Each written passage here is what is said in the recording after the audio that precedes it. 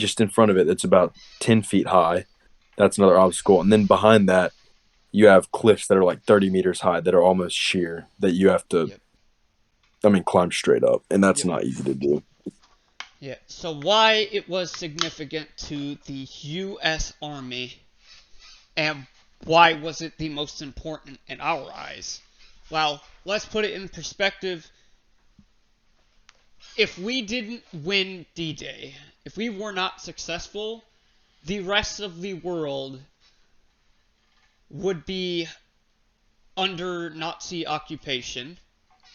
And on top of that, billions of Jewish people would be slaughtered. If and that's just what we know for sure. Who knows how many others Hitler would slaughter in the process? Yes, and it It could would have been not bad. be a good turnout. So, in total, Well, when the US landed, it was both a slaughter and it was barely a success. But against all odds, the US were able to succeed. And why D-Day is more important than the Revolutionary War is because I look at it this way. And you can go ahead and comment, Smith, whenever you feel like it. The all right. Revolutionary War was essentially against was against British occupation, or essentially not letting British overthrow the United States at its young age. And Yeah. why it wouldn't have been bad if that had failed it would be bad equally, but the problem is that under British occupation, it's just different. It was you would have been heavily taxed. Run by a royal versus a dictator who would have invaded and slaughtered literally everyone.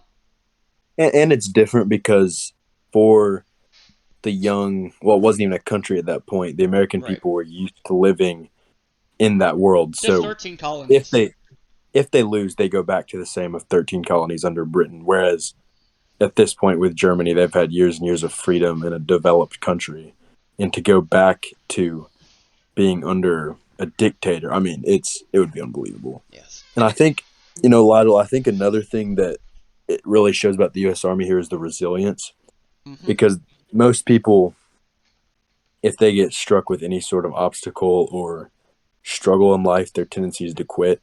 But Right. these guys, when they end up on the wrong part of the beach, where there's no exit.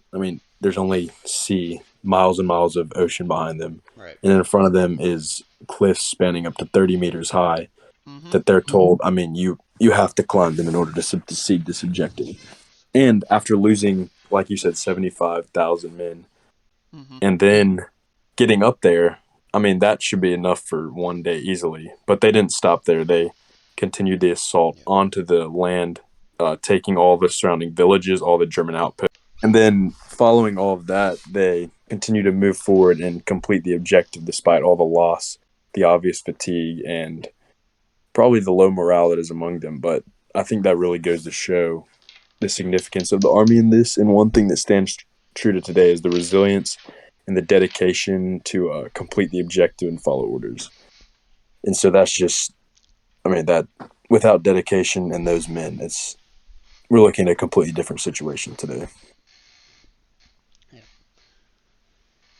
So, if that's all, you know, that is why D-Day is the most significant event in the U.S. Army. And some could argue the Cold War, but it was not a full-blown war, and No, it it was was more over skeptic. more It was more a war of more skepticism. spy Yeah. than anything. This has been Yeah. MS1 Lytle and MS1 Smith reporting for a video.